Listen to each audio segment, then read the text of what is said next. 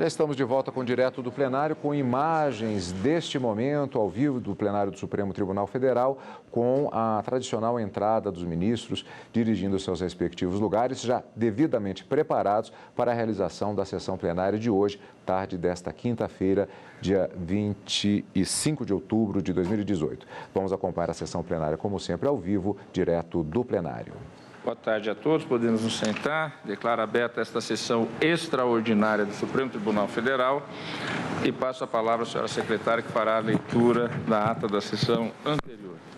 Ata da 32ª sessão ordinária do plenário do Supremo Tribunal Federal, realizada em 24 de outubro de 2018. Presidência do senhor ministro Dias Toffoli. Presentes à sessão os senhores ministros Celso de Mello, Marco Aurélio, Gilmar Mendes, Ricardo Lewandowski, Carmen Lúcia, Luiz Fux, Rosa Weber, Edson Fachin e Alexandre de Moraes. Ausente o ministro Roberto Barroso, em razão de participação em seminário na Universidade da Colômbia. Procuradora-Geral da República, doutora Raquel Elias Ferreira Dodge. Abriu-se a sessão às 14 horas, sendo lida e aprovada a ata da sessão anterior. Pergunto se há alguma observação. Não havendo, declaro a ata aprovada. Registro que estão presentes neste plenário estudantes das seguintes instituições de ensino: Centro Universitário Tancredo Neves, de São João del Rei, Estado de Minas Gerais. Universidade Regional de Blumenau, Estado de Santa Catarina. Sejam todos bem-vindos e agradecemos a presença das senhoras e senhores. Ministro Luiz Fux, na relatoria de Vossa Excelência, apregou o recurso extraordinário 409.356, sendo recorrente Carlos Roberto Vieira de Vasconcelos, recorrido o Ministério Público do Estado de Rondônia. Trata-se do tema 561 da repercussão geral, com 32 casos registrados como sobrestados, e com a seguinte ementa: legitimidade do Ministério Público para ajuizamento de ação civil pública que visa a anular ato administrativo com fundamento na defesa do patrimônio público. Não há inscrição para sustentação oral. Vossa Excelência tem a palavra para o relatório e voto. Senhor presidente, egrégia corte, ilustres representantes do Ministério Público, senhores advogados, estudantes presentes. Aqui, senhor presidente, a matéria ela é meramente formal, ela se adstringe à questão da legitimidade do Ministério Público para ajuizar a ação civil pública com fundamento na defesa do patrimônio público, visando anular ato administrativo que transferiu para a reserva servidor militar com vantagens e gratificações indevidas. A tese foi assim apresentada, foi reconhecida a repercussão geral, exatamente nos termos que Vossa Excelência agora acaba de pronunciar.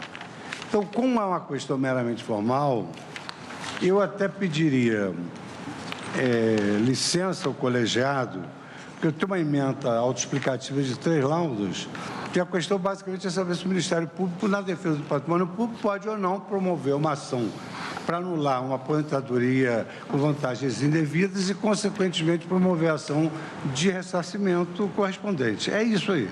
Essa é a questão básica.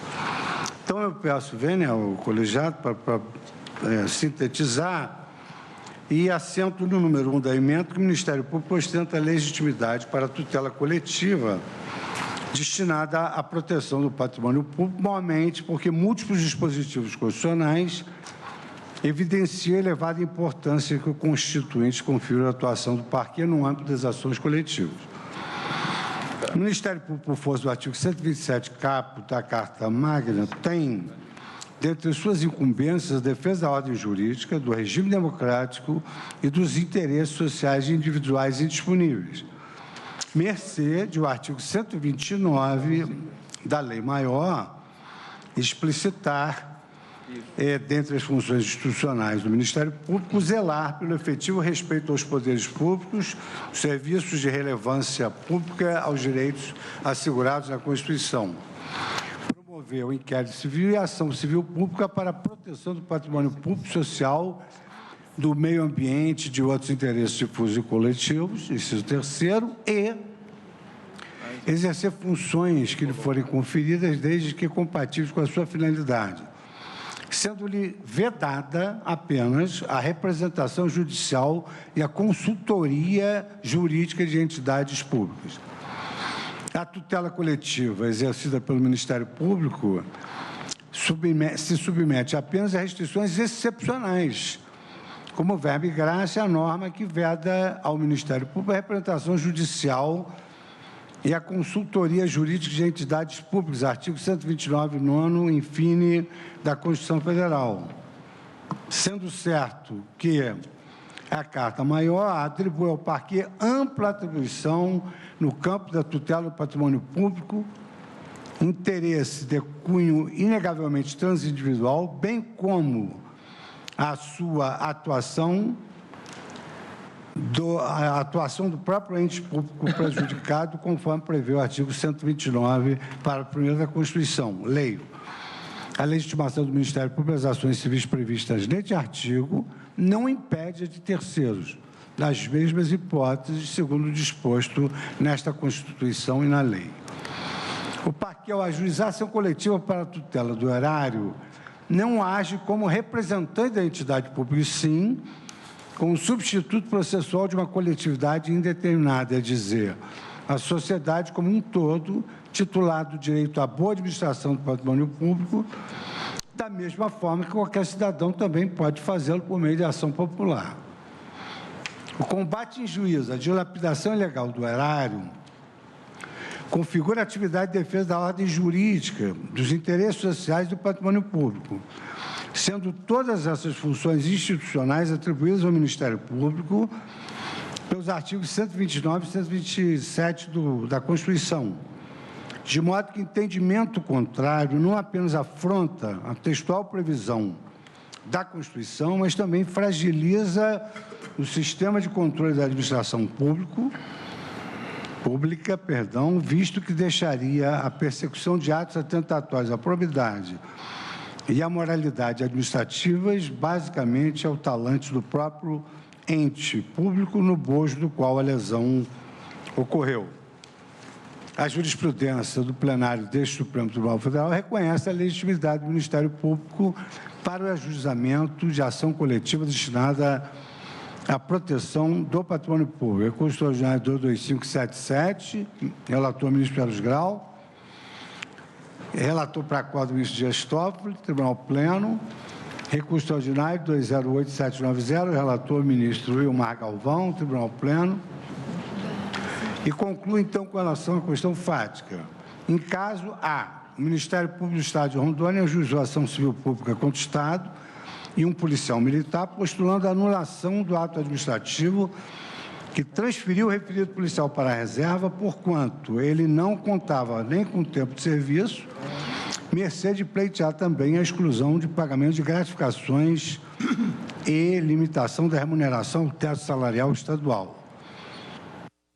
B, a alegação recursal de impossibilidade de exercício de controle de constitucionalidade incidental no bojo de ação civil pública demanda interpretação do artigo 103 do Código de Defesa do Consumidor, o qual versa sobre os limites subjetivos da coisa julgada nas ações coletivas, revelando-se incabível o recurso ordinário para rever a interpretação dada a normas infraconstitucionais, nos termos da súmula 636.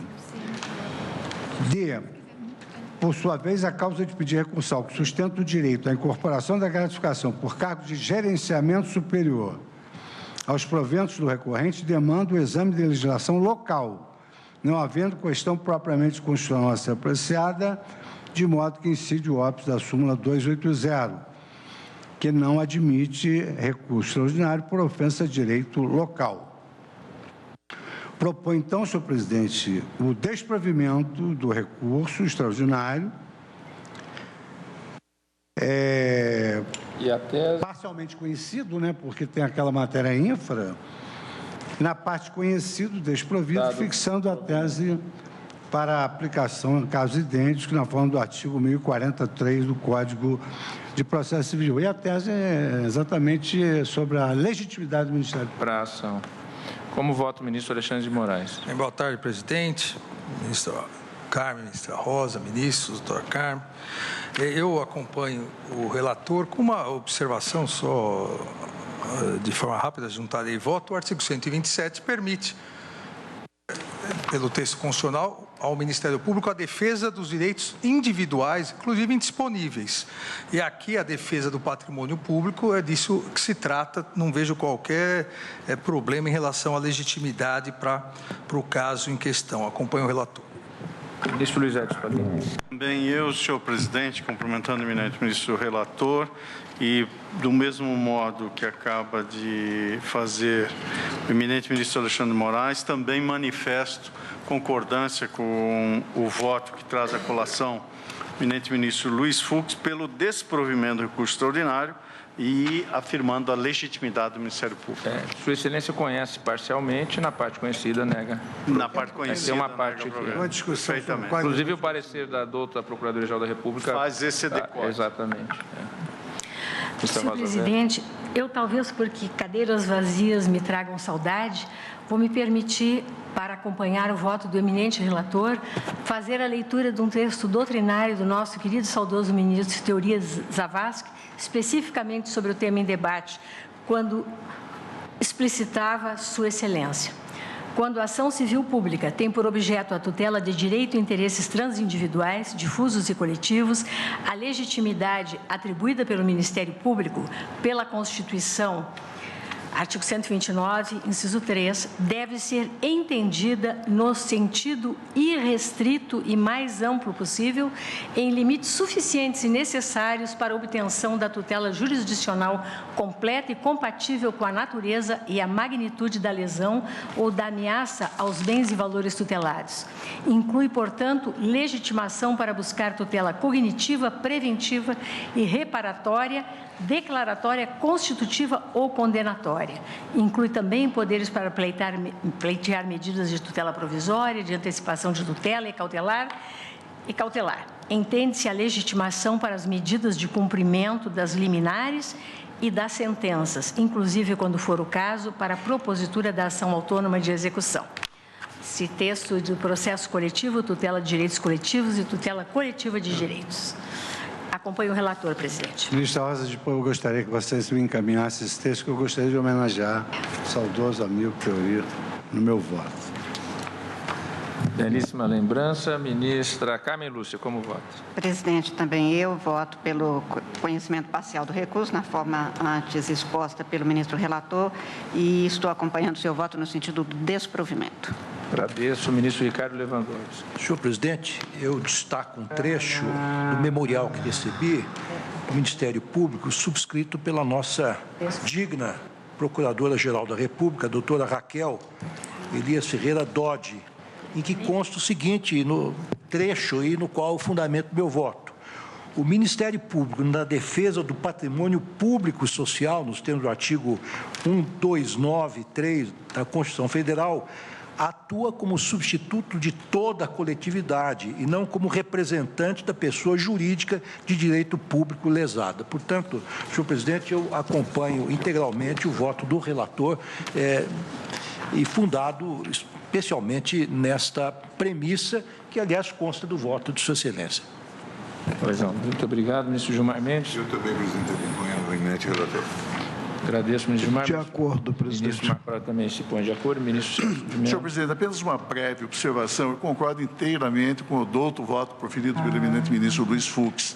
Também tenho para mim que se revela inquestionável a qualidade do Ministério Público para ajuizar a ação civil no contexto em que se evidencia nesses autos, objetivando em sede de processo coletivo, hipótese em que será presente, como salienta Nelson Neri Júnior, antigo representante da instituição, o interesse social que legitima a intervenção e a ação em juízo do Ministério Público, a defesa de direitos impregnados de transindividualidade ou de meta-individualidade por revestidos de inegável relevância social, como esta Corte já observou, e como sucede com a tutela e preservação da integridade do patrimônio público e social, De outro lado, senhor presidente, de reconhecer que a essencialidade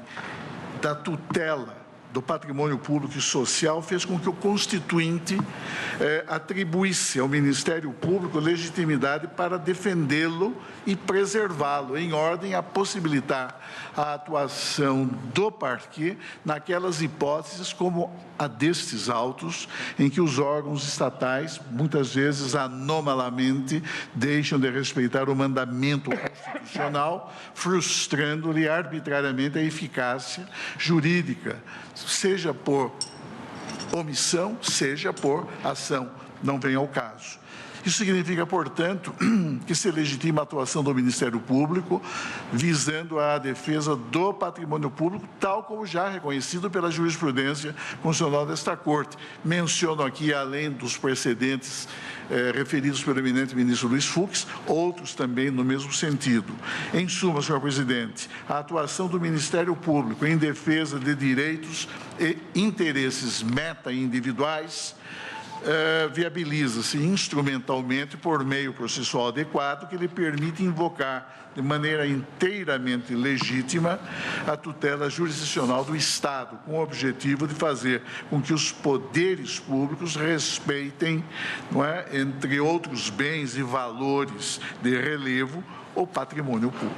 Assim, senhor presidente, com base nessas poucas razões, mas fundamentalmente apoiando-me no doutíssimo voto do eminente ministro Luiz Fux, conheço, em parte, do presente recurso extraordinário para, nessa parte, negar-lhe provimento.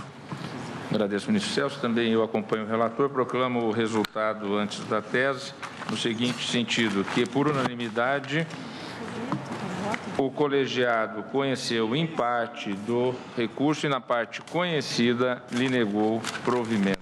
O relator para o enunciado da tese. Senhor presidente, a tese que eu aqui elaborei é a seguinte: o Ministério Público é parte legítima para o ajuizamento de ação coletiva destinada à proteção do patrimônio público consistente na anulação de atos que beneficiam indevidamente servidores públicos. Porque foi uma aposentadoria indevida. Você quer acrescentar? Vossa Excelência poderia, por favor, reler mais uma vez? Porque o enunciado da tese, desculpe, ministra Carmen, que o enunciado da tese, não, desculpe, da repercussão geral fala na defesa do patrimônio público. Que foi o que nós votamos. Embora aqui se trate de um caso específico... porque seriam ações individuais em defesa do patrimônio público. Mas isso é o que está na Constituição. Aqui a peculiaridade é porque realmente é um caso diferente. O Ministério Público propôs uma ação para anular uma aposentadoria de um servidor público que recebeu benefícios indevidos. Não é muito comum o Ministério Público do relato de Vossa Excelência é exatamente nesse sentido. Agora, nós temos que saber, o ministro Marco Aurélio tem sido muito enfático em que se fique no caso, porque, por exemplo, aqui nós temos vantagens, pelo que se tem no relatório e nos documentos, que seriam inconstitucionais, inclusive. Isso.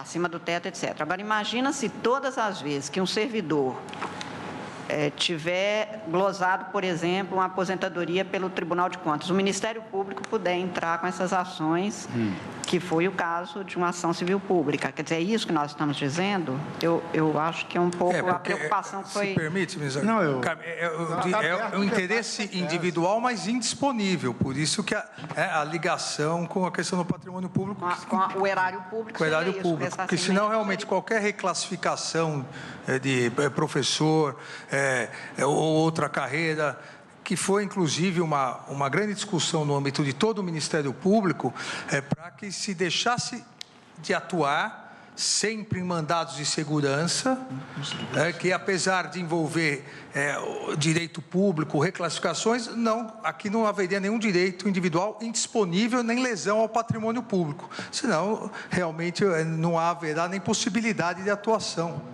Então, vamos sugerir ficar aqui a distrito da repercussão geral, que assim, a repercussão geral é saber se o Ministério Público tem legitimidade para ajuizamento de ação civil pública que visa anular ato administrativo com fundamento na defesa do patrimônio público. Isso aqui é a repercussão geral. Então, é só dizer, o Ministério Público tem legitimidade para o juizamento de ação civil pública que visa anular ato administrativo com fundamento na defesa do patrimônio público. É exatamente igual ao que está aqui. Tá. Eu penso que é um consenso que o Ministério Público tem legitimidade ativa para defender atos lesivos ao patrimônio público. Mas como a tese aqui, a meu ver, deve ficar circunscrita ao pedido, talvez valesse a pena nós fazermos menção expressa ao caso, que é um caso de um servidor público que se aposentou. No caso de aposentadorias de servidor público. Não é muito... Eu confesso por isso mesmo, é porque... Ou então, ato administrativo de aposentadoria, então, inclusive, inclusive em relação a atos. Ato administrativo de aposentadoria indevida. O que é... Aposentadoria indevida. Ou eu desculpe, mais, porque aí eu estou refletindo a preocupação do eminente ministro Alexandre de Moraes. A aposentadoria de servidor público que importe em lesão ao patrimônio público. Porque, senão, qualquer tipo de aposentadoria poderá ser contestada. Que por exemplo, visa anular ato administrativo de aposentadoria que acumula uma função de professor com outra função enfim, uma outra função pública admitida pela Constituição. De repente, algum membro do Ministério Público, com todo respeito, pode entender que isto não é apropriado. E, então, é importante, a meu ver, dizer que o caso se circunscreve a servidor público que se aposenta com proventos, enfim, numa situação que haja lesão ao patrimônio público ou ao erário público. Acho que dá para juntar tudo.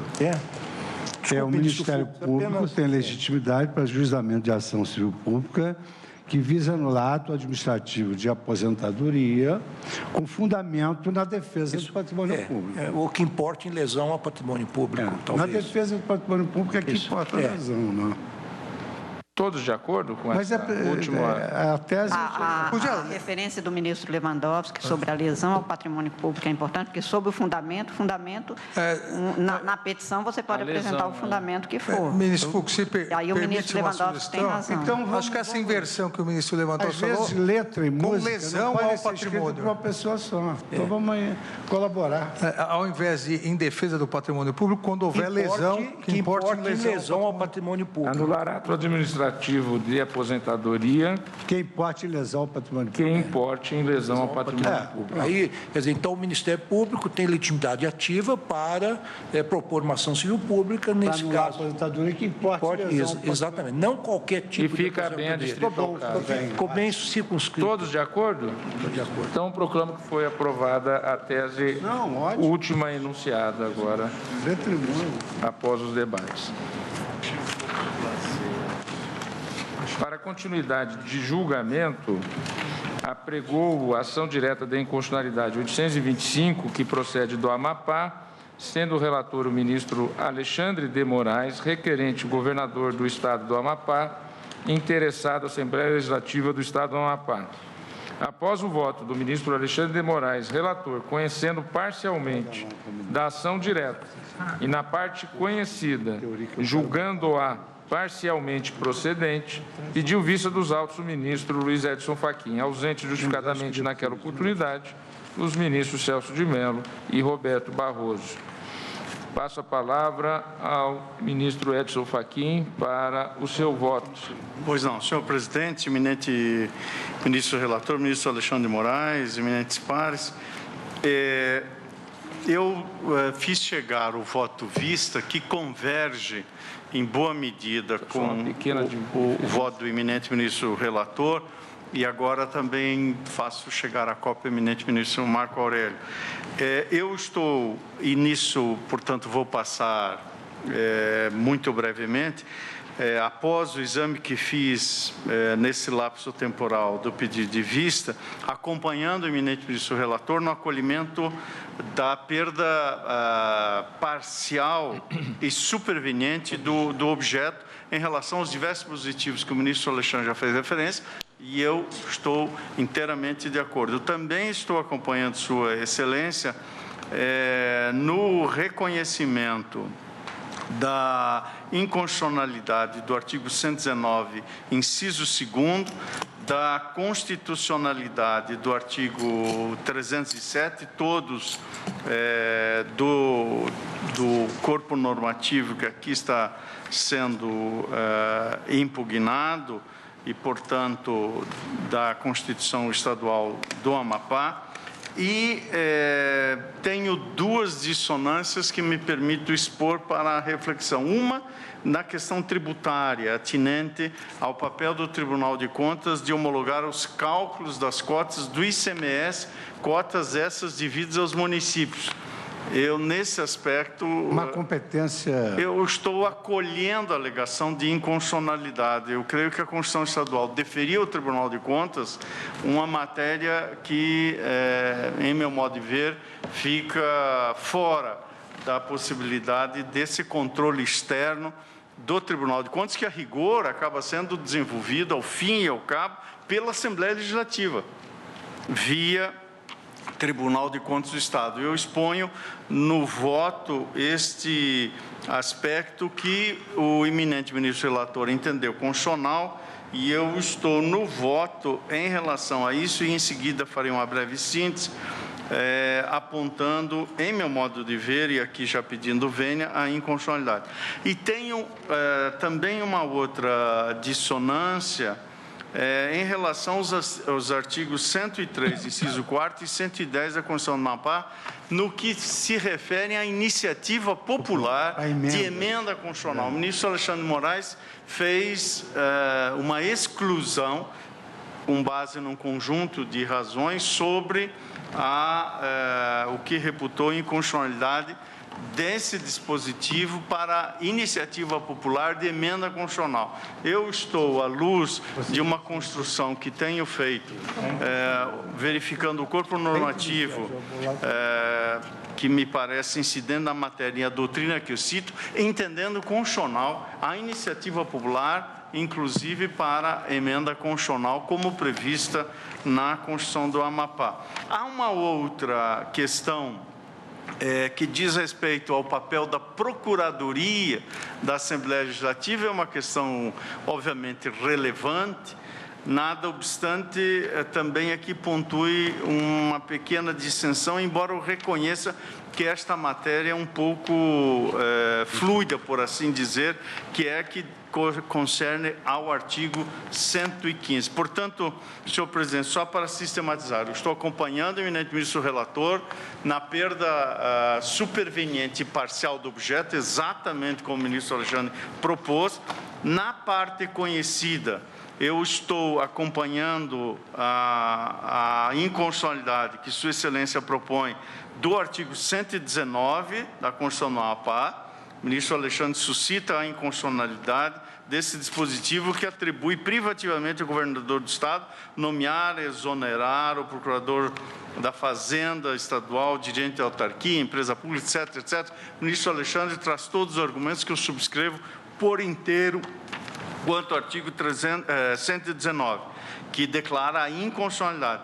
Por outro lado, o ministro Alexandre declara a constitucionalidade e também acompanha o artigo 307, que reserva vaga para pessoas com deficiência. Também estamos na mesma página, na mesma direção, nessa ordem de ideias. Eu vou, portanto, só ficar nos 3 pontos da dissonância. Primeiro, no que diz respeito à homologação de cálculo das cotas do ICMS devidas ao município. Como eu havia mencionado, isso está previsto no artigo 112, inciso 17º da Constituição Estadual, e o eminente ministro relator entendeu que possui validade constitucional este tipo de controle externo. Ministro Fachin, Vossa Excelência me permite, só para me ajudar a raciocinar, eu fiz um estudo sobre essa matéria, é claro que perfunctório, porque esperava ouvir os votos de Vossas Excelências, e como agora estou ouvindo, todos substanciosos.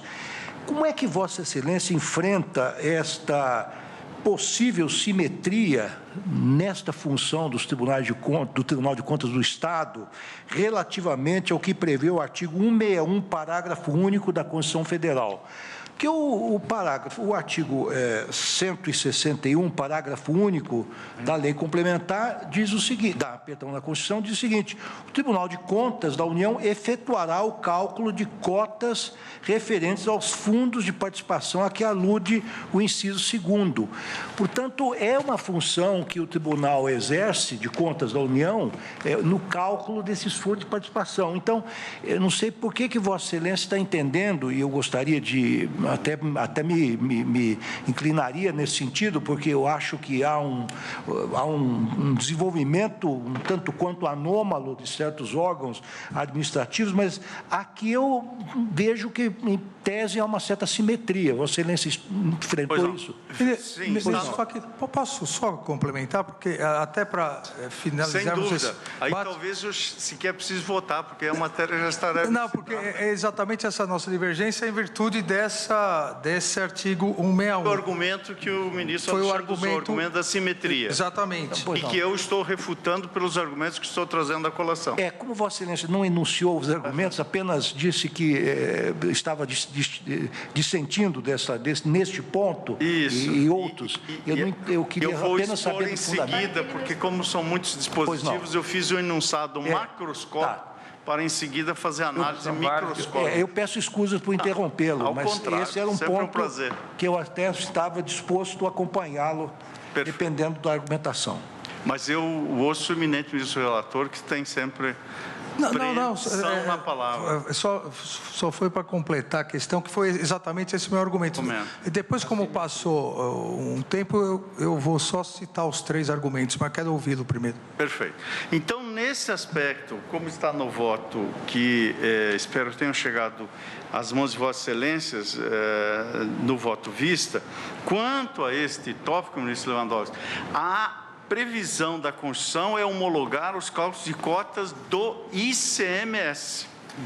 E a divergência aqui é que entendo não existir semelhança entre as atividades expostas, ou seja, a questão atinente ao ICMS e o gerenciamento do Fundo de Participação dos estados e dos municípios. Vossa Excelência provavelmente estava fazendo referência ao parágrafo único do artigo 161 da Constituição, que remete ao Tribunal de Contas da União.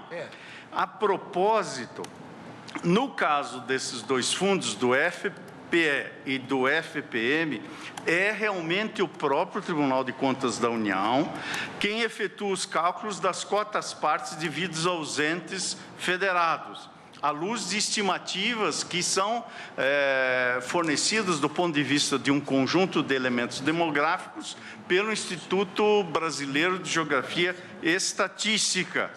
Portanto, nesses 2 casos, os fundos tratam-se de fundos de natureza contábil, desprovidos de personalidade jurídica, cuja gerência, por força da Constituição, cabe mesmo à Corte de Contas.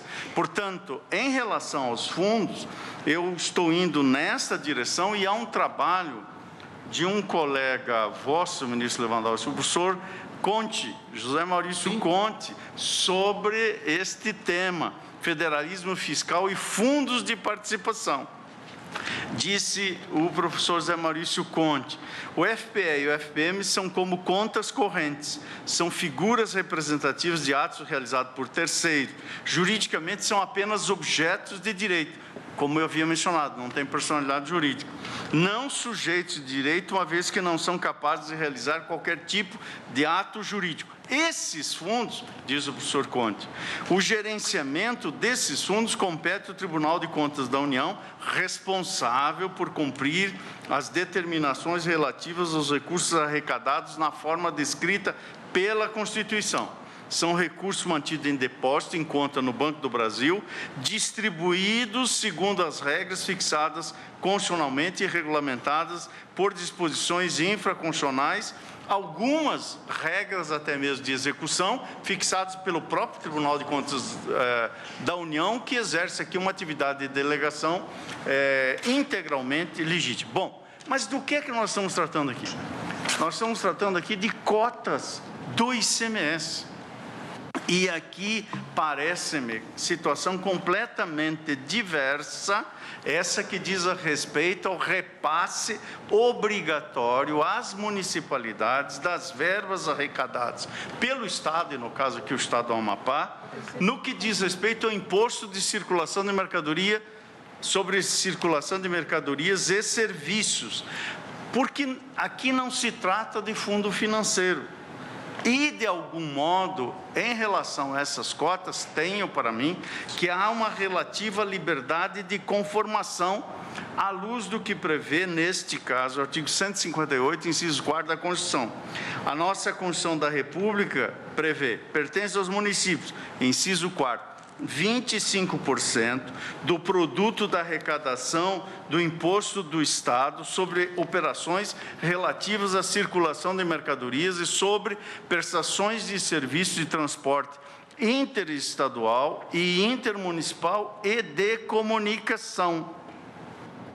Portanto, em meu modo de ver, a Constituição aloca o percentual, o que não me parece dar a este poder ao Tribunal de Contas do Estado de homologar o que deriva de um cumprimento de natureza constitucional. E é por isso que eu estou assentando que parece-me que, em relação às cotas do ICMS, o Tribunal de Contas do Estado é completamente alheio a esse processo alocativo das cotas.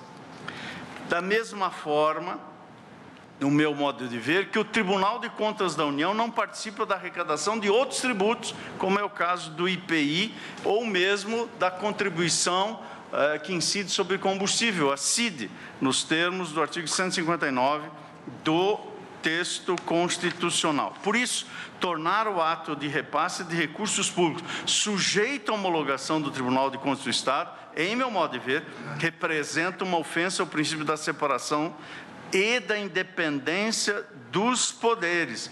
Em outras palavras, nós estamos submetendo este repasse do imposto que diz respeito ao Estado a uma espécie de homologação prévia do Tribunal de Contas, vale dizer, da Assembleia Legislativa do Estado. Portanto, parece-me... Vossa Excelência me permite? Sem dúvida, ministro. O ato passa a ser um ato complexo.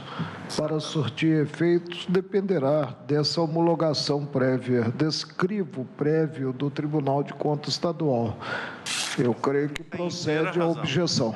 Vossa Excelência tem inteira razão, porque se se trata de homologação, não haverá nem validade nem eficácia sem o ato homologatório. Ou seja, aquele percentual que, por força de texto constitucional, pertence ao município, terá sua destinação ao município condicionada a um ato do Tribunal de Contas do Estado, que, ao fim e ao cabo, será um ato da Assembleia. Não há semelhança com a regência quanto ao Tribunal de Contas da União, já que no tocante ao Tribunal de Contas da União se tem um gerenciamento de fundo financeiro, previsto na Constituição. São dois fundos gerenciados pelo Tribunal de Contas da União, e aqui nós estamos diante de cotas do ICMS e não de fundos.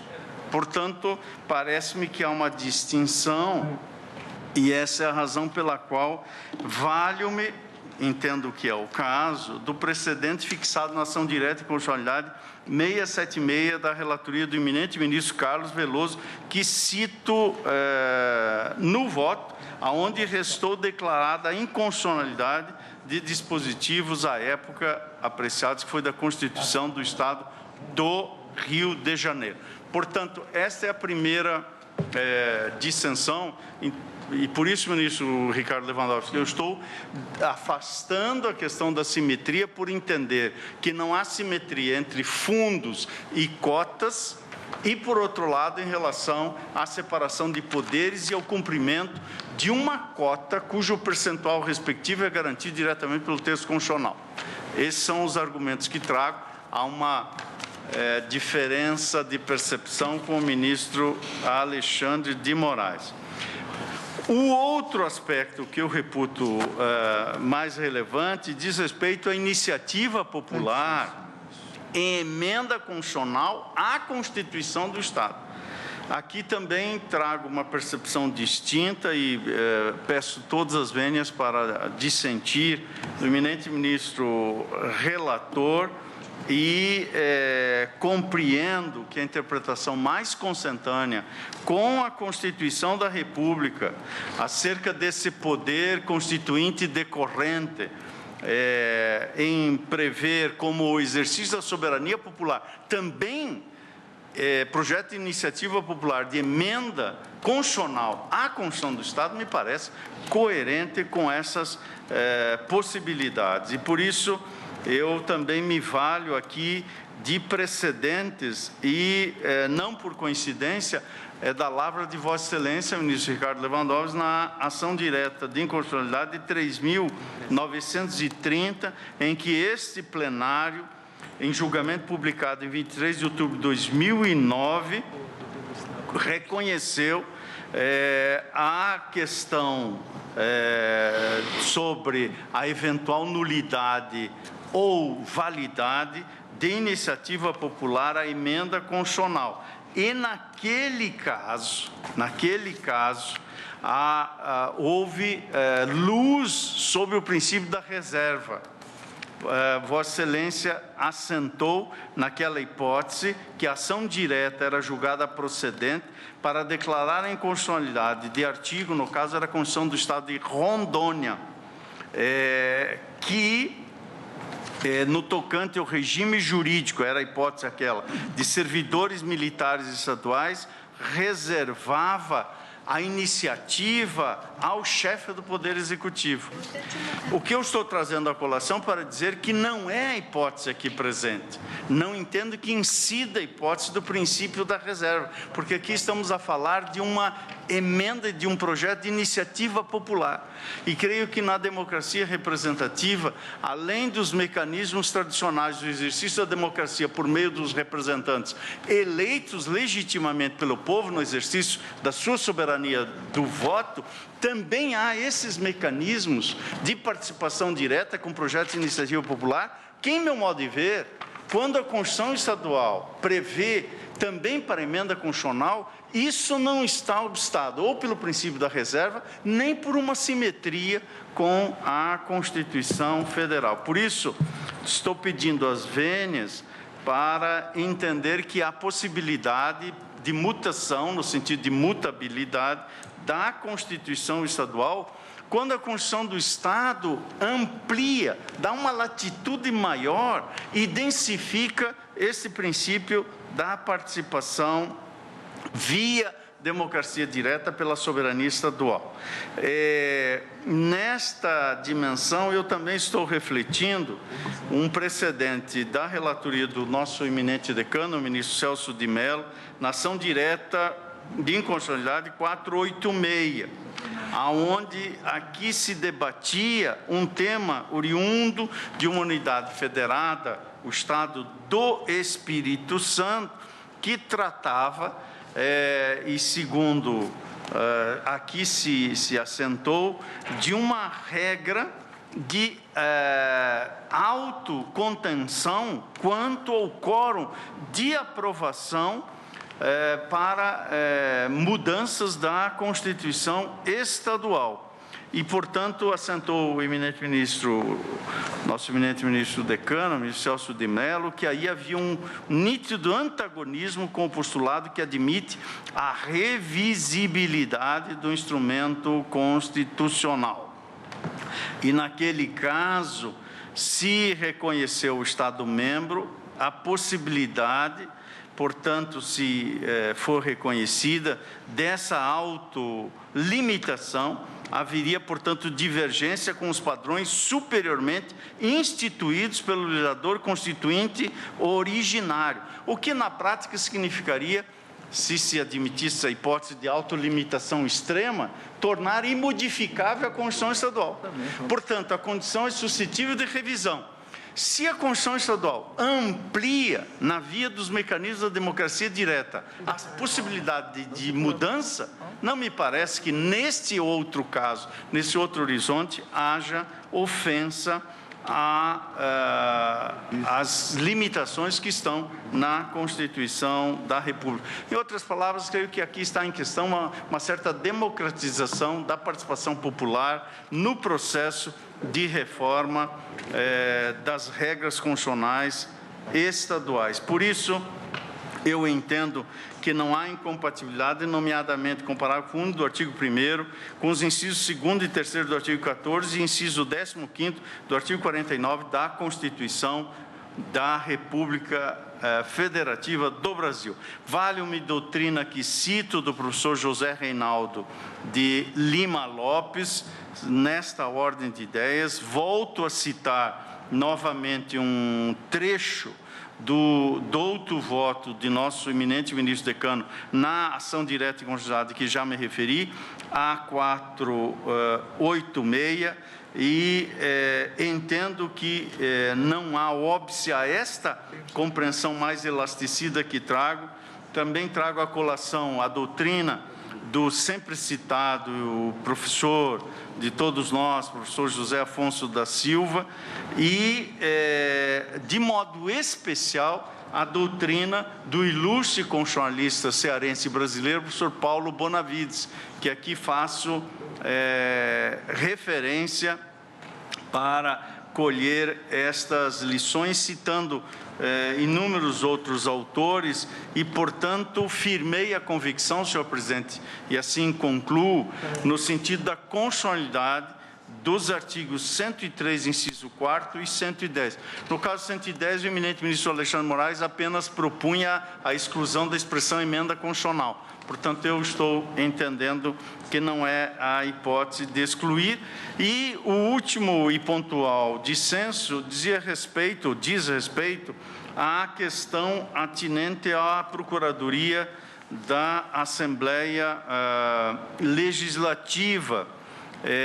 Eu estou entendendo que é constitucional existir Procuradoria da Assembleia Legislativa que exerça a representação judicial do Poder Legislativo nas ações em que a Assembleia for parte ativa ou passiva e sem prejuízo das atribuições da Procuradoria-Geral do Estado. Eu reconheço que aqui é um debate importante saber se a Procuradoria-Geral do Estado compreende também a atuação da própria Assembleia, representá-la por reconhecer nela ausente uma personalidade jurídica, ou melhor, uma personalidade judiciária própria, mas creio que, nesta hipótese, apenas no que diz respeito ao artigo 115, eu tenho uma dissensão parcial para negar procedência no que diz respeito à possibilidade da Assembleia ter representação judicial própria, sem prejuízo da atuação do Procurador do Estado. Então, em resumo, senhor presidente e eminentes colegas, estou acompanhando o eminente ministro relator substancialmente, exceto no que diz respeito aos artigos 103 e 110, admitindo iniciativa popular por emenda constitucional, estou julgando inconstitucional e, portanto, de sentido do relator, a previsão de controle externo do Tribunal de Contas do Estado para homologar cotas do ICMS e, por derradeiro, estou assentando a constitucionalidade da representação judicial do Poder Legislativo. Ministro Edson Fachin, não lhe parece que a própria Constituição Federal limitou a iniciativa popular a leis, porque silenciou por completo quanto à emenda constitucional e previu realmente no 61, parágrafo 2º, essa iniciativa quanto a projetos de lei. A compreensão que tenho, ministro Marco Aurélio, que trago à colação... A silêncio chega à emenda. E nesse sentido é que esse silêncio não me parece eloquente a tal ponto não é de silêncio. ser... Eu penso que a Constituição é expressa no que explicitou o sentido da expressão contida no inciso do artigo 14 da Constituição Federal, iniciativa popular. De que forma ela foi expressa? Ao não cogitar da iniciativa de emenda, iniciativa popular de emenda à Constituição e cogitar quanto à lei ordinária. Como eu dizia, só para arrematar, sim, ministro, pois não. Não, é porque essa talvez seja o tema mais interessante desse caso que está sendo julgado. Porque a doutrina de direito constitucional é extremamente dividida sobre a possibilidade de iniciativa popular para emendas. E a doutrina majoritária, exatamente à luz do princípio democrático, ela chancela a possibilidade dessa iniciativa popular para emendas também. Eu trago aqui a lição do professor Fábio Conde Comparato e tem, ministro Marco Aurélio, na Universidade do Estado do Rio de Janeiro, uma professora que se dedicou a esse tema, a professora Jane Reis, escreveu a Iniciativa Popular no Sistema Constitucional Brasileiro. Fundamentos teóricos, configuração e propostas de mudanças. E aqui ela traz um núcleo doutrinário que viabiliza essa iniciativa.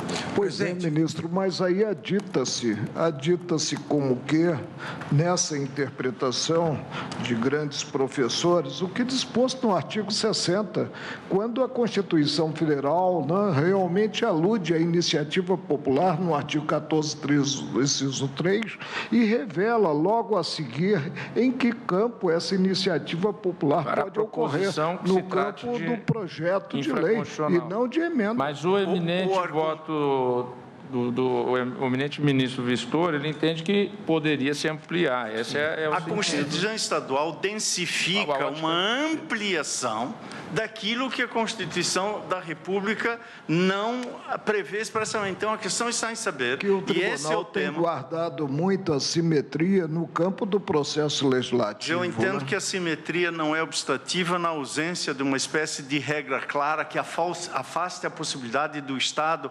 ampliar as condições do exercício direto da democracia. Se houvesse uma autolimitação a ponto de não permitir o que a Constituição permite, aí eu estaria de acordo, mas nós estamos aqui ampliando os mecanismos de participação direta e creio que isto não é afastado pelo princípio ou pela regra da simetria. O ministro relator.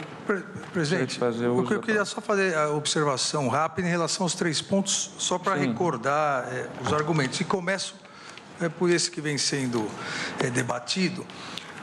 O ministro Fux citou uma grande e importante parte da doutrina que defende esse posicionamento. O ministro Edson Fachin citou também o professor José Afonso da Silva, que defende esse posicionamento. É uma doutrina extremamente respeitável. Agora, é importante... Aliás, repercutir em São Paulo, ministro Alexandre, que a Constituição do Estado de São Paulo permite isso no artigo 22. Várias constituições. Mas eu só vou ser extremamente rápido, mas é importante dizer que esse posicionamento doutrinário foi vencido na Assembleia Nacional Constituinte. Então, o primeiro ponto importante que diz respeito é em relação a esse... é um dos pontos. Isso foi discutido e houve a opção, e aí não é só uma interpretação, entendo, histórica dos trabalhos da Assembleia Nacional Constituinte, houve a opção pela Assembleia Nacional Constituinte de disciplinar a iniciativa popular de lei. Ora, há entendimento e o tribunal eventualmente poder até alterar o seu posicionamento, é um entendimento que isso ampliaria democraticamente, mas é importante se colocar, e o ministro Marco Aurélio colocou essa questão, que não há um vácuo legislativo. Não há aqui, por parte da Constituição Federal, uma concessão de liberalidade aos estados nesse ponto, ao meu ver, obviamente. Por que isso? Porque, em relação à Constituição Estadual, o artigo 25, caput, expressamente exige que as constituições estaduais adotem os princípios dessa Constituição. E vem sendo interpretado, principalmente em relação ao processo legislativo, a simetria. Eu devo recordar aqui, pelo menos umas 2 ou 3 constituições, mais até, estaduais, estabeleceram 2/3 para aprovação de emenda e 3/5 para aprovação de leis complementares, ou seja, alterando, inclusive, o quórum qualificado que a Constituição Federal exige. Isso foi afastado pelo Supremo. Mas, mais do que isso, eu não me baseio somente na questão da simetria.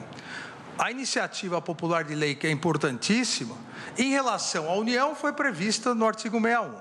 Em relação aos estados, o artigo 25, caput, me parece que remete a essa obrigatoriedade, porque o processo legislativo de uma emenda constitucional, seja federal, seja estadual, é um processo legislativo especial, mais dificultoso, com normas expressamente previstas. Então, os estados seguem nisso a União. E quando quis, em relação aos municípios, a própria Constituição Federal expressamente estabeleceu no artigo 29, inciso 13, a única possibilidade de iniciativa popular de lei no âmbito dos municípios, ou seja, não deixou um vácuo. A Constituição Federal disse, após, e eu repito aqui, é um argumento, obviamente, que pode ser afastado como todos os demais, mas entendo que é um argumento importante a ser analisado, após o debate na Assembleia Nacional Constituinte, após a adoção da iniciativa popular de lei, mas o afastamento para emendas constitucionais federais.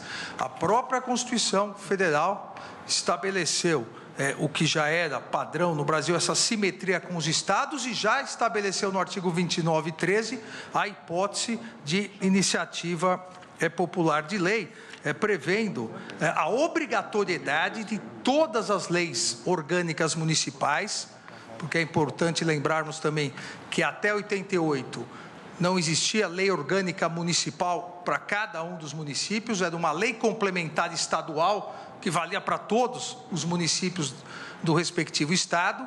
A partir de 88, essa conquista na auto-organização dos municípios estabeleceu a necessidade de leis orgânicas com várias obrigatoriedades a serem seguidas. Uma delas, o inciso 13, a iniciativa popular de projetos de lei de interesse específico do município, da cidade ou de bairros, através de manifestação de pelo menos 5% do eleitorado.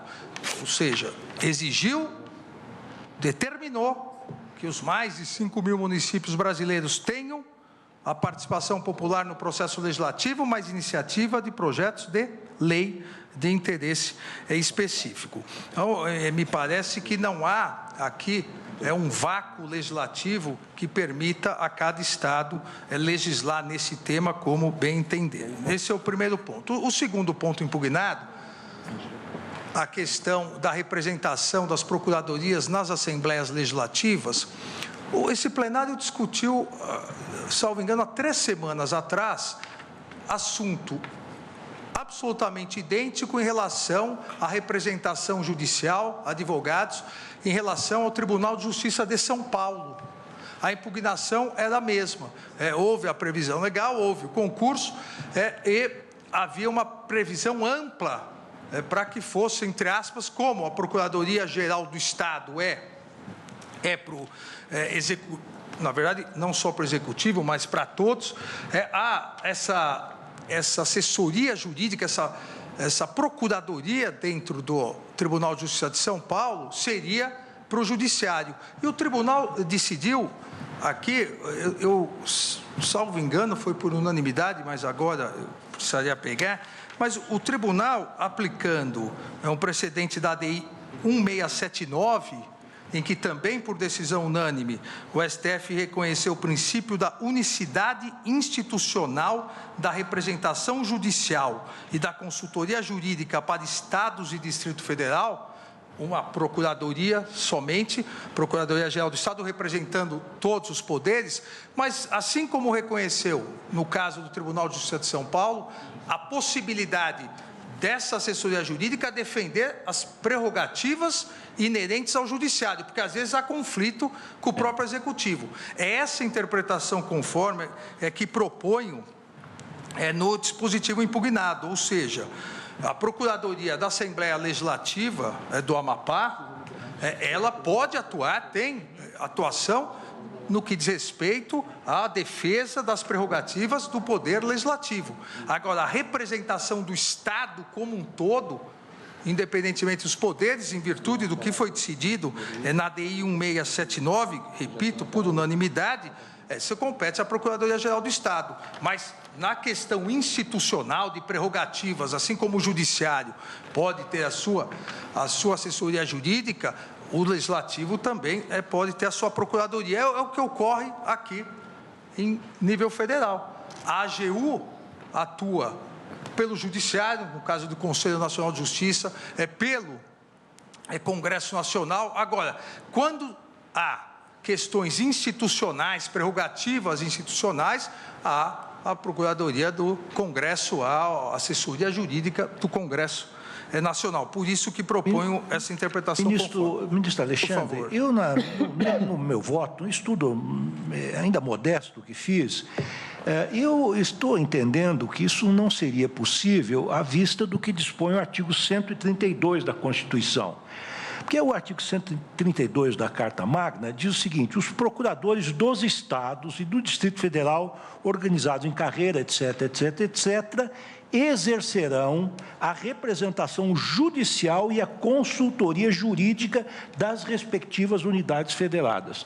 Portanto, eu imagino que se cada órgão tiver sua própria procuradoria, será realmente um caos data vênia. Se os tribunais tiverem as suas procuradorias, sei lá, o CNJ, eventualmente, tiver a sua própria procuradoria, à luz do artigo 132, parece-me que a representação judicial dos distintos órgãos do Estado deve ser feita pelos procuradores do Estado. É isso que eu estava imaginando em princípio, mas, claro, aberto à discussão e aos demais argumentos. Eu tenho a impressão de que há precedentes vários no sentido de reconhecer, acho que nós mesmos temos reconhecido, por exemplo, a possibilidade de atuação desses órgãos, vamos chamar de consultoria do Legislativo. Já tivemos, sim, internos. Internos, sim. Já tivemos, por exemplo, sustentação oral, e muito boas sustentações orais, feitas pela advocacia do Senado Federal, por exemplo. Acho que isso tem sido reconhecido. Naquilo que Vossa Excelência chama de defesa das prerrogativas. Quando se tratar, obviamente, de uma questão movida, por exemplo, por um funcionário do Senado, atuará a AGU. Exato. Ministro, Vossa Excelência me permite, sem embargo de vir aqui o procurador do Senado da Câmara, como bem anota o ministro Lewandowski, e a AGU também participar, até porque pode haver interesses específicos da União como um todo. Esta razão pela qual foi fortalecida a advocacia pública em carreira específica e tudo mais. Eu acho que o ministro Lewandowski põe bem a questão quando afirma os termos da Constituição. Por isso que eu acho que a leitura do ministro Fachin, ela vai na direção da possibilidade. Mas o ministro Alexandre está exatamente... O meu posicionamento é exatamente nesse sentido que foi o julgamento anterior em relação ao Tribunal de Justiça de São Paulo, foi em relação ao Distrito Federal. A atuação é possível na defesa das prerrogativas inerentes ao próprio poder. Mas mesmo em juízo, mesmo a representação judicial seria possível? Sim, até porque às vezes há um conflito com o próprio Executivo, para que não seja a Procuradoria do Estado contra a Procuradoria do Estado. É uma excepcionalidade exatamente para evitar esse problema de muitas representações. Agora,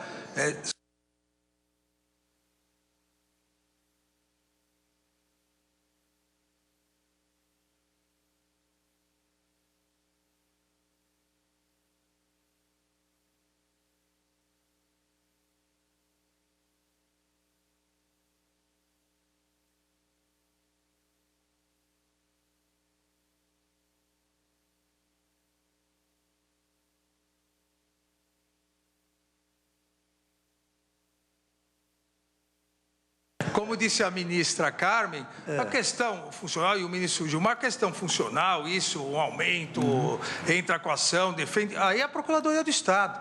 Como faz aqui a AGU? E não há embaraço, nós temos admitido que suba à tribuna, por exemplo, do Supremo. Ambos, exato. Porque há uma questão institucional, por isso que o ministro Lewandowski põe bem as questões. Não se pode enfraquecer as procuradorias, nem a advocacia Mas pública. eu acredito, se me permite, nós estamos na mesma linha das premissas. Apenas o ministro Alexandre Moraes entende necessário fazer uma interpretação conforme para declarar esta ordem de ideias, ou seja, separando o debate da capacidade da legitimidade, mas admitindo que seja possível estar em juízo nessas hipóteses. Eu apenas entendo desnecessária a interpretação conforme, porque parece-me que isso decorre da própria Constituição. A única dissensão é quanto à técnica de compreensão do dispositivo, mas em relação às premissas, nesse ponto, eu não tenho dissensão. Ministro Fachin, eu entendi necessário, porque vejam o caput do artigo. A Procuradoria da Assembleia compete exercer a representação judicial do Poder Legislativo nas ações em que esta for parte, ativa ou passiva, sem prejuízo das atribuições da Procuradoria-Geral do Estado. Ou seja, aqui o que se prevê é uma concorrência com a Procuradoria-Geral do Estado. O que defendo na linha dos precedentes da Casa é exatamente só quando se tratar de defesa das prerrogativas inerentes ao Legislativo. Ministro, que normalmente o órgão legislativo comparece, por exemplo, mandado de segurança em que quem informa é a própria Procuradoria, depois ela vem defender, mas aí há para além disso, a questão da própria entidade estadual ou municipal. Isso acontece muitas vezes com o Tribunal de Contas da União, cujo consultor jurídico já veio ao tribunal, sustentou oralmente e defendeu a legitimidade do ato impugnado em sede mandamental. Às vezes questiona-se uma prerrogativa institucional da própria Corte de Contas. Então, esse ponto só faço essa interpretação em virtude do texto que pode vir a gerar, tendo confusão. Em relação ao terceiro ponto, da questão do Tribunal de Contas, aqui me parece que a simetria, e foi essa a ideia da simetria que propôs, não é a simetria exata em relação ao que vai ser repartido, mas exatamente porque a própria Constituição Federal permite a participação do Tribunal de Contas da União, e nesse caso não haverá participação do Congresso, como também na Constituição. A previsão da Constituição do Estado do Amapá não prevê nenhuma ratificação ou aprovação pela Assembleia. A ideia, e essa ideia surgiu exatamente por vários problemas em aprovações de contas posteriores, a ideia é, se o Tribunal de Contas, ele, posteriormente, ao analisar as contas do governador do Estado, ele pode, eventualmente, recusar pelo fato do governador do Estado ter distribuído erroneamente o ICMS, porque não há discricionariedade na distribuição do ICMS. A Constituição determina, em relação aos 50%, determina hipótese, requisitos que não permitem nenhuma subjetividade ao governador do Estado. Vale dizer, se quiser colocar aqui, na verdade é assim que a Secretaria do Planejamento e da Fazenda fazem, né? Programa de computador, joga e já distribui. Só que vinha ocorrendo, não só no Amapá como em outros estados, ocorrendo erros, prejuízo de alguns municípios, e só no ano seguinte, ao analisar as contas do ano anterior, o Tribunal de Contas determinava a correção. Agora, uma transferência aqui, né, de uma distribuição de receita obrigatória? Os critérios são objetivos? São. Não há margem para subjetividade, favorecer um, outro? Não. Então, o que colocou a Constituição do Estado do Amapá foi, após esse cálculo feito pelo Executivo, a necessidade preventiva da análise do Tribunal de Contas do Estado, que não poderá ele também alterar, não poderá ele mudar é um ato vinculado, tanto do governador do Estado quanto do Tribunal de Contas. Me parece que esse mecanismo preventivo de fiscalização, esse mecanismo preventivo de garantia de que os recursos, e são os recursos importantíssimos a todos os municípios, os recursos do ICMS, a garantia de transparência, a garantia de uma fiscalização e a garantia que os requisitos constitucionais estarão sendo cumpridos. Existe a possibilidade, essa já é pacífica a posteriori, ao analisar as contas do Executivo, e se fez aqui, sem, ao meu ver, nenhuma invasão nas prerrogativas do governador, que não tem o subjetivismo para isso. Não tem o subjetivismo para escolher para qual município dará ou não. Por isso, a simetria, foi bem ressaltado pelo eminente ministro Fachin, são fundos, um é fundo, outro é a distribuição das verbas do ICMS. Agora, ambos fazem parte do mesmo capítulo, digamos assim, constitucional, a repartição de receitas, seja dos fundos, aqui em nível federal, seja do ICMS. Por isso que entendi que não há um prejuízo, muito pelo contrário, aqui se faz uma fiscalização preventiva, nesses termos que entendi constitucional, pela simetria de uma possibilidade do Tribunal de Contas, enquanto órgão técnico, realizar não só a posteriori, que já pode, mas preventivamente, uma verificação de critérios que são critérios objetivos, são critérios que vinculam o administrador público. Então, é esse o terceiro ponto. E, presidente, se me permite, eu gostaria aqui, até alertado por Vossa Excelência, no voto que proferi, eu havia entendido e acabei, com certeza, levando a erro o eminente ministro Fachin, porque me acompanhou, o erro é meu. Houve um outro artigo que não foi analisado, o artigo 32. Que está impugnado na iniciativa. Porque foi impugnado, só que depois houve emenda em relação a ele e acabei julgando prejudicado pela alteração e o não aditamento. Mas, na verdade, esse artigo 32, ele estabelecia a hipótese no caput, hipótese de licença para prefeito e no parágrafo 1º para o governador.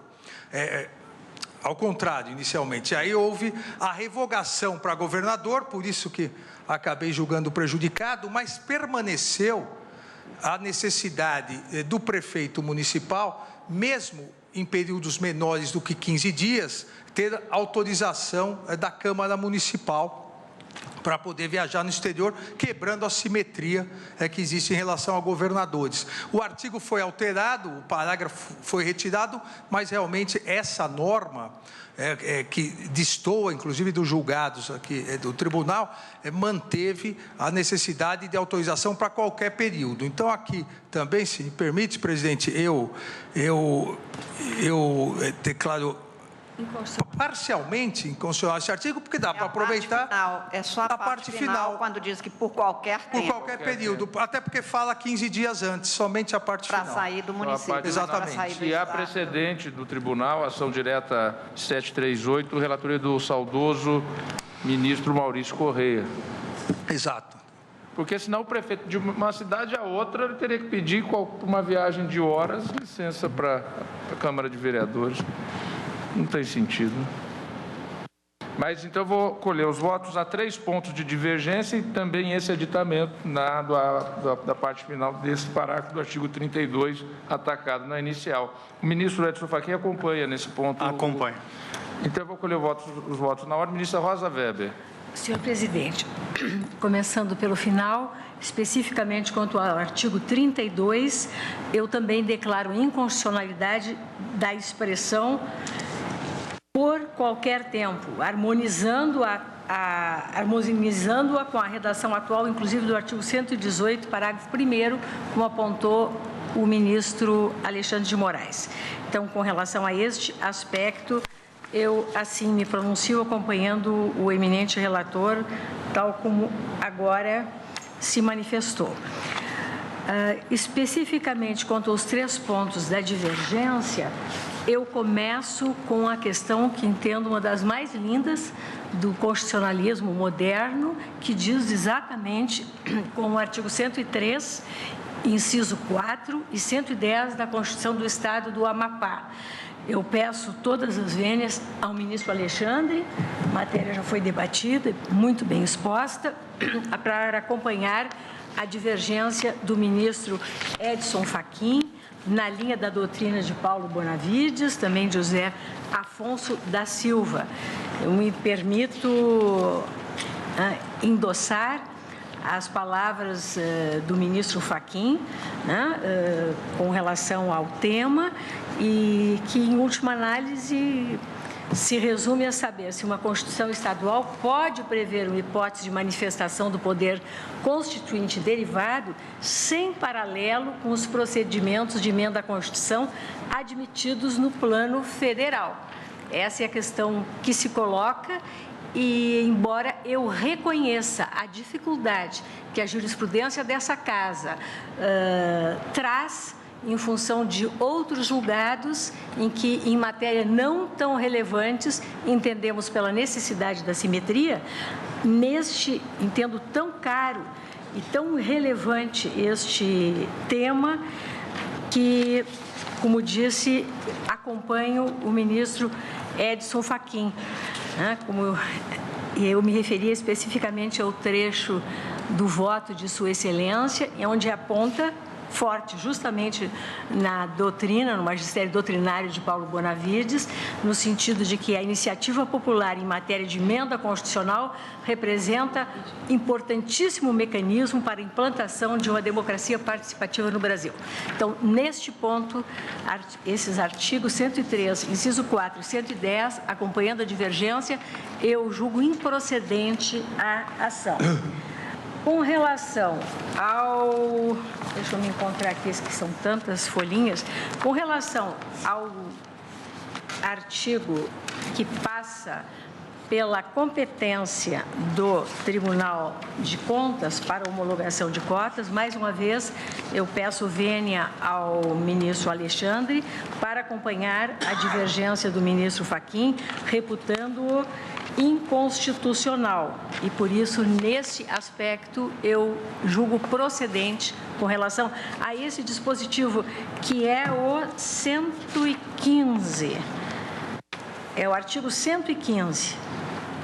Não, esse é o 112. É o 112, perdão, 18. 112, inciso 17. 112, inciso 17.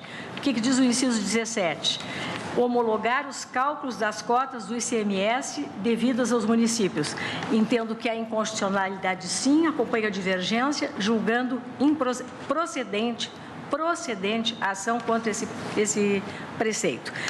E o último, o terceiro ponto da divergência, é o artigo 115, que reza: a Procuradoria da Assembleia compete exercer a representação judicial do Poder Legislativo nas ações em que este for parte, ativa ou passiva, sem prejuízo das atribuições da Procuradoria-Geral do Estado.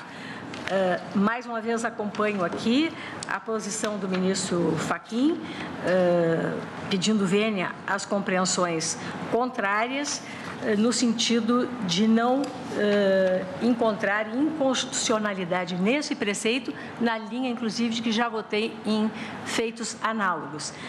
Com relação a este artigo, eu julgo improcedente a ação. No artigo 115. 115.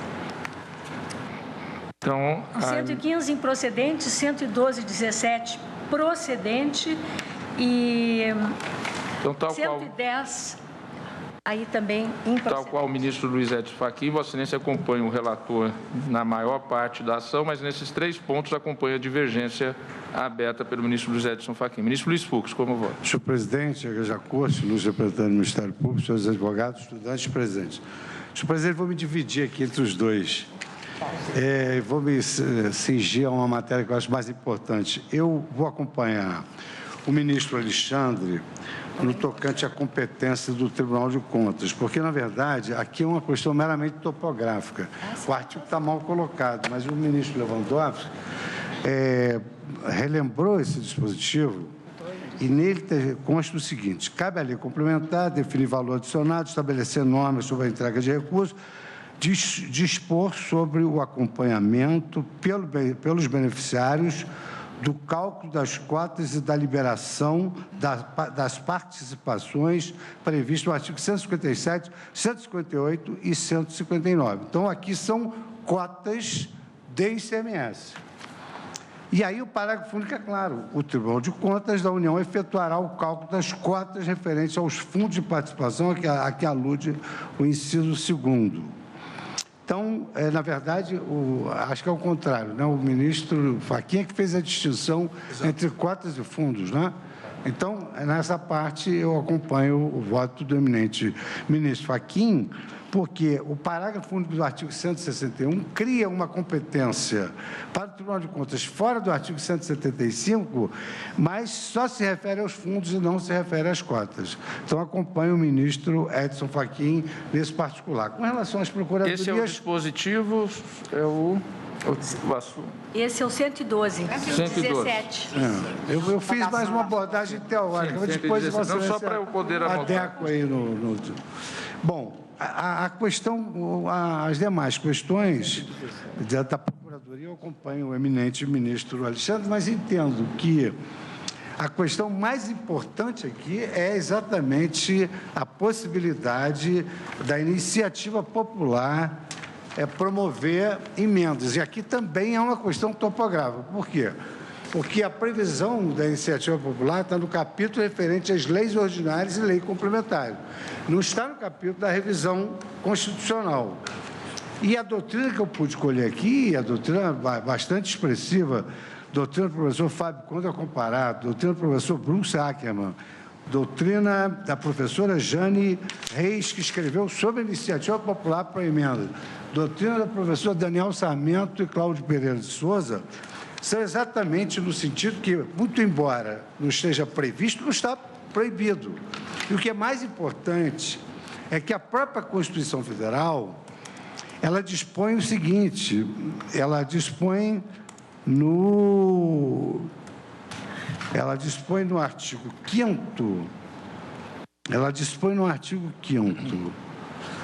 os direitos e garantias expressos nesta Constituição não excluem outros decorrentes do regime e dos princípios por ela adotados ou de tratados internacionais. Ora, um dos princípios mais importantes da Constituição de 88 é o princípio democrático. E exatamente com foco no princípio democrático que esses professores, que eu vou fazer a juntada, Bruce Ackerman, Fábio Conde Comparato, Jane Reis, Daniel Sarmento, Cláudio Pereira de Souza, eles assentam que o princípio democrático, ele conspira em prol, exatamente, da possibilidade da iniciativa popular promover também emendas à Constituição. Eu vou citar só um trecho aqui que me pareceu extremamente interessante, é até da professora Jane Reis, que destaca: porém, é importante ressaltar que, mesmo que não houvesse previsão específica no texto constitucional quanto à aplicação da iniciativa nas esferas estadual e municipal, os ordenamentos dessas unidades não poderiam deixar de contemplá-la. Primeiro porque, assim como os demais instrumentos da democracia semidireta, é um direito político fundamental cuja aplicação não pode ser diferenciada segundo a esfera de governo, aplicando-se indistintamente a todas as unidades da Federação, e também porque a iniciativa é parte do processo legislativo e das normas gerais aplicáveis a todos os entes da Federação. E o professor Fábio Conde Comparato diz que, em decorrência do princípio democrático, a iniciativa popular ou a participação do povo, que a democracia é um governo do povo, pelo povo, para o povo, não se limita a voto, referendo e também a iniciativa popular para leis e a forciore também para emendas constitucionais. Então, acompanho nessa parte também o ministro Luiz Edson Fachin. Então, dividi, acompanhei em 2 artigos o ministro Alexandre, em 2 o ministro... Salomônico. Salomônico. Então, quanto à questão relativa à Procuradoria da Assembleia, Vossa Excelência acompanhou o relator para dar a interpretação conforme. Só para anotação, como são vários dispositivos, agradeço ao ministro Luiz Fux, como vota a ministra Carmen Lúcia. Presidente, quanto ao artigo, eu vou também fazer como o ministro Edson Fachin, que ficou apenas no que era divergência, uma vez que naquilo que converge não haveria a razão de ser de exposição, até porque farei juntada de voto escrito. Quanto ao artigo 32, presidente, que foi aqui agora veiculado, que constava do meu voto, que se refere à necessidade de se autorizar a saída por qualquer tempo do prefeito, neste caso, estou acompanhando o relator, que agora vota, então, no sentido de declarar a inconstitucionalidade nessa parte final. Também voto no mesmo sentido.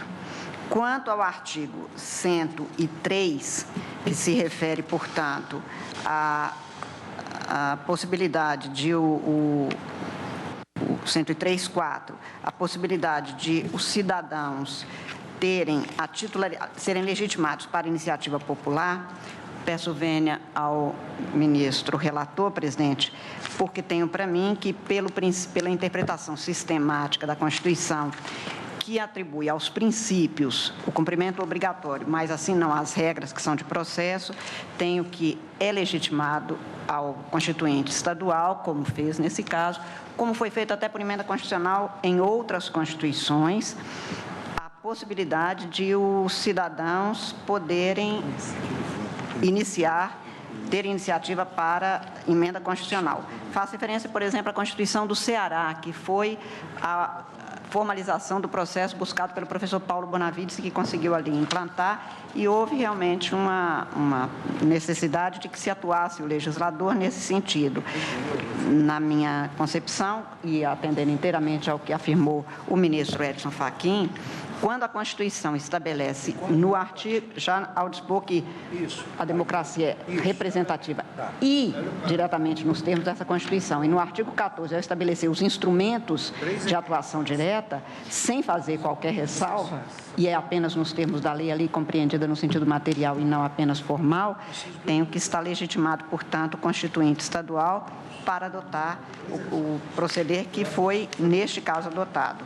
Portanto, não vejo qualquer inconstitucionalidade, acho que a representação popular não é a única forma de atuação, como de fato não é, e, portanto, aqui o constituinte, como eu disse, como em outras constituições estaduais, atuou exatamente no sentido de possibilitar ao cidadão essa atuação.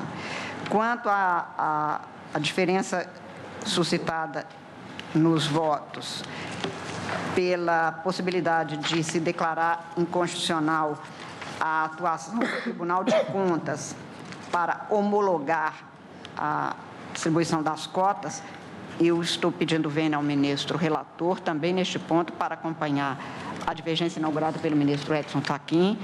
A diferença entre a homologação de cotas, neste caso, submete, portanto, a disponibilidade desse recurso a essa atuação, que pode, inclusive, impedir que isso se faça de maneira eficiente, que é um princípio a ser considerado até pelo próprio Tribunal de Contas, e, portanto, estaríamos criando mais uma dificuldade e alguma demora. E, finalmente, quanto à atuação da Procuradoria da Fazenda para atuar, tenho que a interpretação conforme dada pelo ministro Alexandre de Moraes é no sentido exatamente de que possa atuar quanto às questões institucionais sem embargo da advocacia pública. E, neste caso, também estou acompanhando o ministro relator. Pelo que acompanho o ministro relator quanto ao artigo 32, na conclusão de declaração de inconstitucionalidade, quanto ao artigo 115, que se refere à Procuradoria, e nos outros 2 pontos, 103 e 112, estou acompanhando a divergência, presidente. Agradeço a objetividade de Vossa Excelência, como voto o ministro Ricardo Lewandowski. Senhor presidente, eu começo cumprimentando tanto o relator quanto o ministro Vistor pelo debate substantivo que nos propiciou na tarde de hoje. São 3 pontos de divergência. O primeiro, talvez não nesta ordem, é relativo à questão da Procuradoria da Assembleia Legislativa. Estou acompanhando o relator, segundo meu voto, para conferir interpretação conforme a Constituição ao artigo 115 do mesmo diploma normativo, de modo a excluir do plexo de competências e de representação judicial pela Procuradoria da Assembleia Legislativa as causas não relacionadas à defesa das prerrogativas institucionais da respectiva casa. Portanto, estou acompanhando o relator numa interpretação conforme, talvez com uma linguagem um pouco diferente, mas nesse aspecto acompanho o relator. Eu, sinceramente, estava na dúvida com relação a esse papel que foi atribuído ao Tribunal de Contas do Estado e, num primeiro momento, eu imaginava que, pela aplicação do artigo 161, parágrafo único, isso seria possível, com base na simetria. Embora seja uma distinção muito sofisticada, feita pelo ministro Luiz Edson Fachin, a distinção entre cotas e fundos, que eu acho que é uma distinção respeitável e substantiva, eu vou fundamentar o meu voto acompanhando o ministro Fachin nesse aspecto para declarar inconstitucional este dispositivo, com base no artigo 160 da Carta Magna, e talvez inspirado, ou não, certamente inspirado no que disse agora a ministra Carmen Lúcia, que não se pode impor qualquer restrição, qualquer burocracia à distribuição desta participação dos municípios nestes fundos que lhes são próprios, sob pena até de intervenção federal. Se o Estado não repassar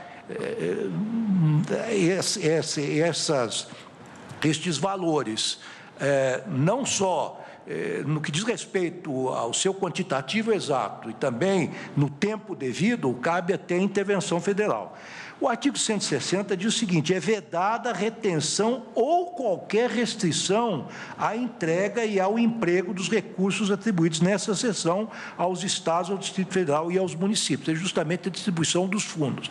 E se nós condicionarmos realmente essa distribuição à homologação prévia dos cálculos pelo Tribunal de Contas do Estado, nós estaremos aqui contrariando o que diz o artigo 160 e estabelecendo uma restrição à entrega e ao emprego destes recursos mencionados nessa sessão. Então, nesse ponto, vou acompanhar o ministro Fachin, embora talvez por outro fundamento, embora reconheça que os argumentos de Sua Excelência são consideravelmente bem fundamentados e são substantivos. Com relação à iniciativa popular, eu sempre tive a ideia e participei como consultor da Constituinte do Estado de São Paulo no ano de 1989, quando se elaborou a Constituição do Estado de São Paulo, e assessorei diretamente o relator da Constituinte. E a minha tese, que foi aceita pelos deputados constituintes estaduais, foi no sentido de que os estados, em matéria de direitos fundamentais, podem sim ampliar com relação à Constituição Federal. Não vejo nenhum problema nesse aspecto. E se lermos a Constituição do Estado de São Paulo, veremos que, em vários aspectos, ela é muito mais protetiva do que a própria Constituição Federal, no que diz respeito ao meio ambiente, no que diz respeito à proteção da família, do idoso, do adolescente e da própria advocacia. De maneira que não vejo nenhum problema nesse aspecto. E, tal como já foi ressaltado pelos ministros que me antecederam, o artigo 1º da Constituição estabelece que o fundamento do Estado democrático de direito, ou os fundamentos, ou dentre os fundamentos, sobressaem 2, logo de início. O artigo 1º, inciso 1º, fala na soberania. e o inciso 2º fala na cidadania. Portanto, são valores máximos, a meu ver, que a Constituição abriga no que diz respeito aos fundamentos do Estado Democrático de Direito, portanto, não vejo nenhum problema nesse aspecto. Em suma, então, acompanho o ministro Alexandre de Moraes no que diz respeito à interpretação conforme, para delimitar quais as atribuições da Procuradoria da Assembleia Legislativa. Acompanho o ministro Fachin no que diz respeito à inconstitucionalidade da atribuição desta função ao Tribunal de Contas do Estado de homologar o cálculo das cotas de repasse do ICMS aos municípios, e acompanho o ministro Fachin no que diz respeito à constitucionalidade no que respeita à iniciativa popular em matéria de emendas constitucionais. Como voto? Agradeço ao ministro Ricardo Lewandowski. Ministro Gilmar Mendes. Cumprindo todas as vendas ao ministro Fachin e aqueles que o acompanham, eu estou acompanhando às inteiras o voto do ministro Alexandre.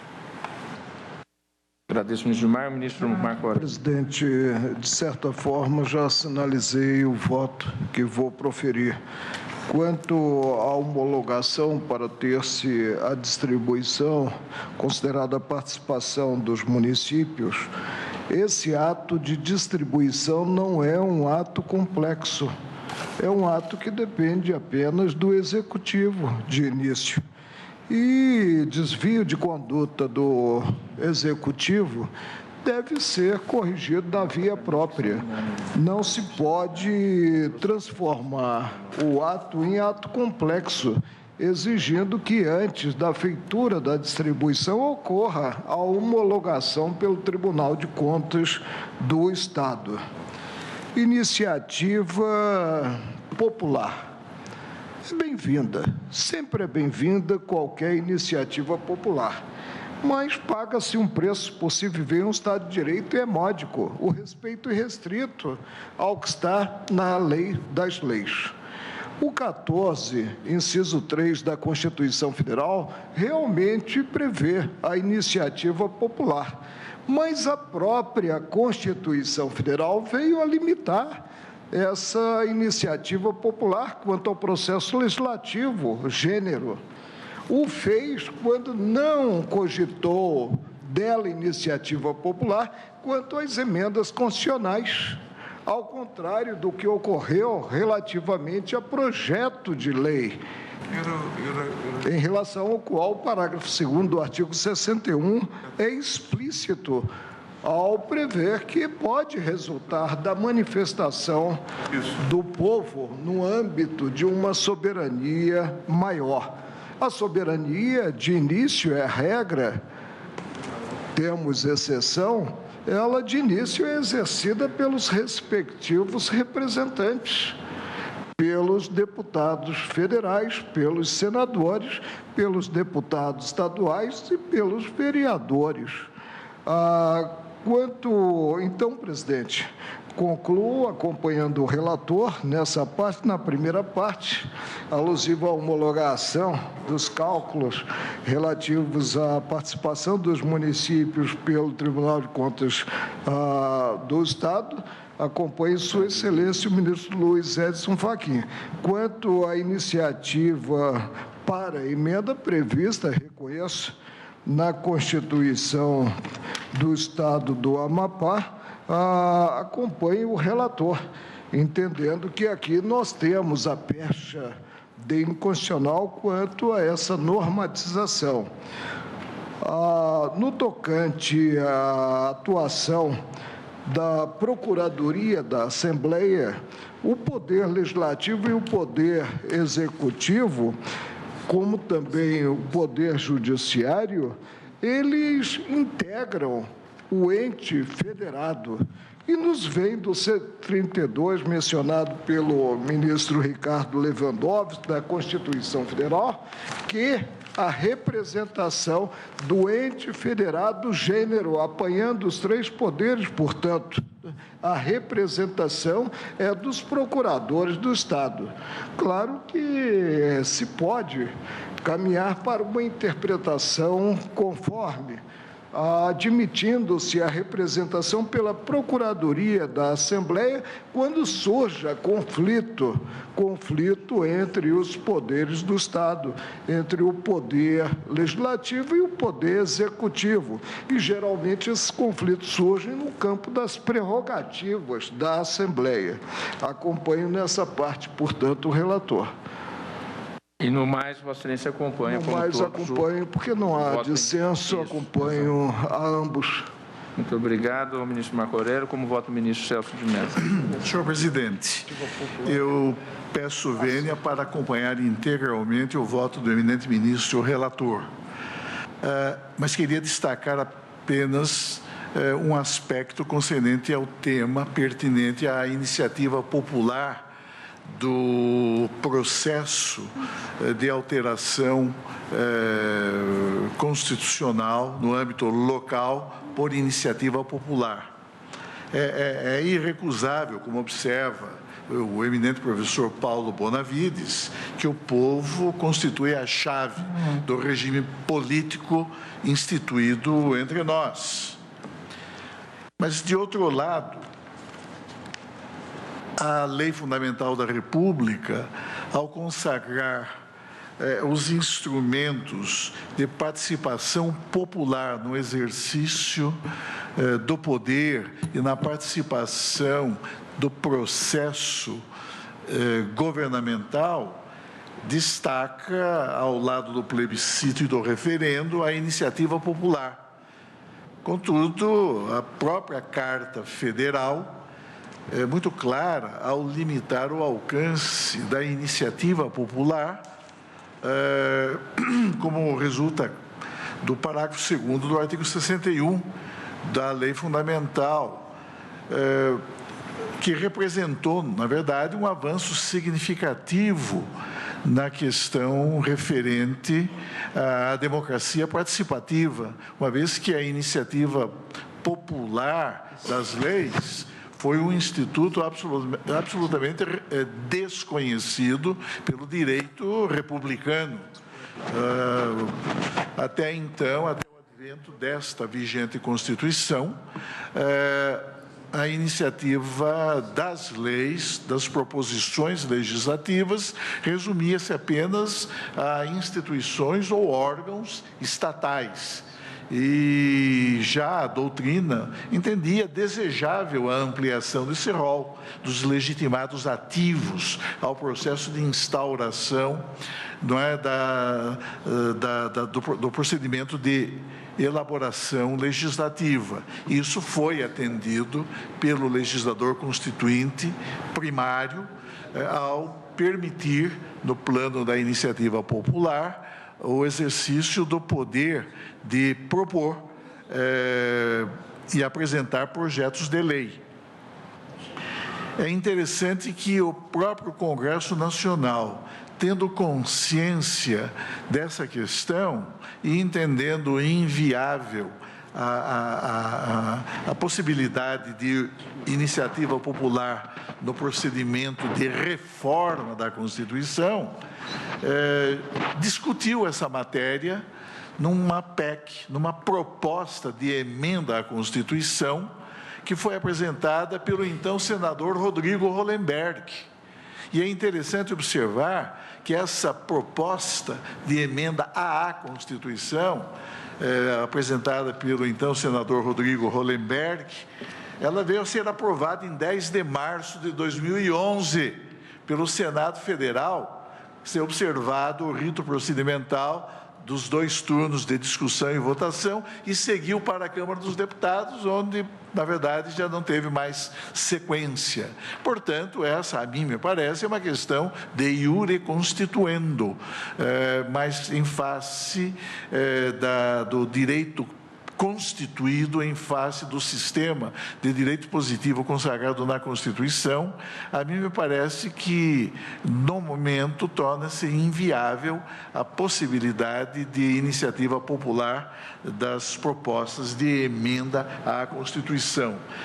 O fato é que, como salientava o saudoso professor Raul Machado Horta, é na Constituição Federal, e são expressões textuais daquele eminente publicista, é na Constituição Federal que se localiza a fonte jurídica do poder constituinte do Estado-membro. Portanto, o Estado-membro há de observar determinadas limitações, não é, quanto ao desempenho da sua própria autonomia institucional. Isso, na verdade, é o que expressamente estabelece o artigo 25 de nossa Carta Política. De qualquer maneira, senhor presidente, eu tenho considerações outras aqui a esse respeito e, por isso mesmo, farei consignar no texto do meu voto. Mas eu peço vênia para acompanhar inteiramente o voto do eminente ministro Alexandre de Moraes. Muito obrigado, ministro Celso de Mello.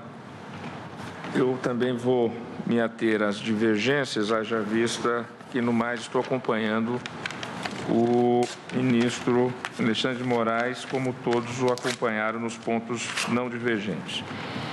Quanto à possibilidade de emenda popular ser ampliada pela Constituição estadual para emendas à sua própria Constituição estadual, eu vou pedir vênia ao ministro Alexandre de Moraes e aos que o acompanharam para, neste ponto, julgar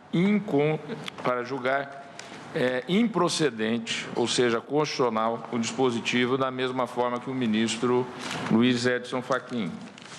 Quanto à divergência referente aos cálculos homologáveis pelo Tribunal de Contas, eu também vou pedir licença ao ministro Alexandre de Moraes e ao ministro Gilmar Mendes e Celso de Mello para acompanhar a divergência do ministro Luiz Edson Fachin. E, por último, quanto à questão relativa à atuação da Procuradoria da Assembleia, eu entendo conveniente, pedindo vênia ao ministro Luiz Edson Fachin e à ministra Rosa Weber, a interpretação conforme proposta pelo ministro relator. Então, no ponto, eu acompanho o ministro Alexandre de Moraes. Vou fazer a proclamação separadamente entre os pontos. Eu creio que nós não alcançamos 6 votos relativamente à controvérsia sobre a iniciativa popular de emendas. Nas minhas contas, votaram com a divergência o próprio voto vistor, ministro Luiz Edson Fachin, 1. A ministra Rosa Weber, 2. O ministro Luiz Fux, 3. A ministra Carmen Lúcia, 4. Ministro Ricardo Lewandowski, 5. E eu próprio, 6. Vejo que a minha matemática não procede. Mas todos confirmam o voto, então são 6. Tá bem.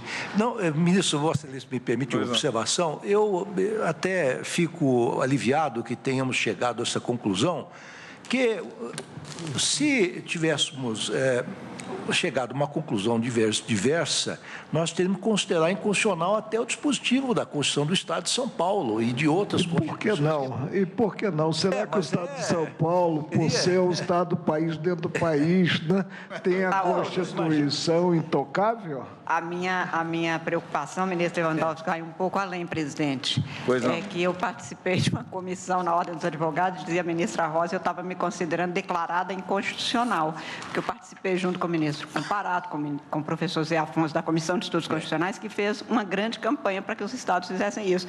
Então, nós agimos de maneira muito equivocada. E quando se cita aqui o próprio professor Zé Afonso, ele, de maneira muito correta, e é peculiar, claro, ele afirma que, como assessor que foi do, então, subrelator, o Mário Covas, que eles tentaram que isso passasse. Não passou para o plano nacional e federal, porém, no livro dele, ele reitera, isto é possível no plano estadual. E, por isso, ele participou dessa comissão da Ordem dos Advogados. Então, vou proclamar que a unanimidade foram declarados prejudicados os seguintes dispositivos impugnados na inicial. Artigo 31, parágrafo único, artigo 42, inciso 18, Artigo 76, parágrafo 4º. Artigo 95, incisos 20 e 24. Artigo 118, parágrafos 1º e 5º. Artigo 52 do ADCT. Por unanimidade, também foram julgados a inconstitucionalidade da expressão, abro aspas, o Procurador da Fazenda Nacional, fecho aspas, contido no artigo 119, inciso 2.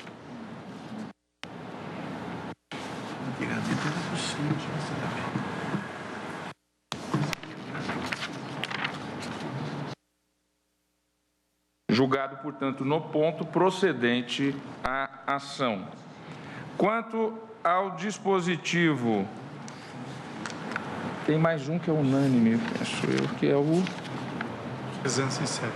É o 307. 307, também é unânime.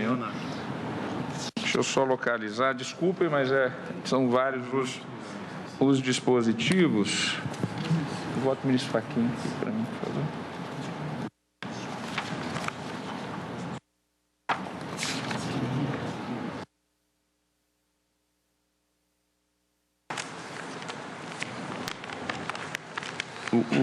Vossa Excelência, ao 307 é improcedência. Né? É improcedência, unanimidade e constitucionalidade.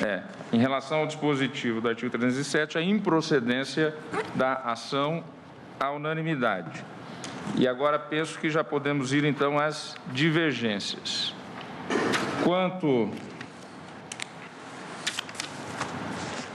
ao dispositivo do artigo 103, inciso 4, e 110, a ação foi julgada por maioria improcedente, vencidos os ministros relator Alexandre de Moraes, Gilmar Mendes, Marco Aurélio e Celso de Mello.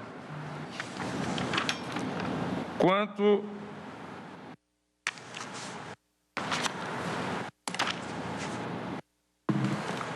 ao dispositivo do artigo 110, também julgada improcedente por maioria, vencidos o ministro relator Alexandre de Moraes, Gilmar Mendes, Marco Aurélio e Celso de Mello. Quanto ao artigo 112, inciso 17, a ação foi julgada procedente para declarar a inconstitucionalidade do dispositivo, vencidos o ministro relator Alexandre de Moraes, Gilmar Mendes, Celso de Mello, que no ponto julgavam a ação improcedente, ou seja, entendiam pela constitucionalidade do dispositivo. Nós julgamos inconstitucional. Quanto ao artigo 115, por maioria, a ação foi julgada procedente para dar interpretação conforme nos termos do voto do relator, vencidos, neste ponto, os ministros Luiz Edson Fachin e Rosa Weber, que julgavam a ação improcedente. Pergunto ao eminente relator se faltou algum dispositivo aqui nos... Não. E ao ministro Vistor, que tiveram uma análise mais aprofundada. Não havendo, como na maior parte o relator é o voto que prevaleceu, não é o caso de alteração da redação para o acórdão nos termos regimentais e da tradição da Casa. Então, permanece relator, o ministro, o redator para o acórdão, o ministro, o relator.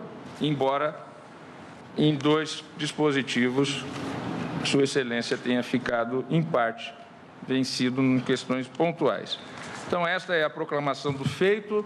Vamos, então, fazer agora o intervalo regimental, agradecendo e suspendo a sessão.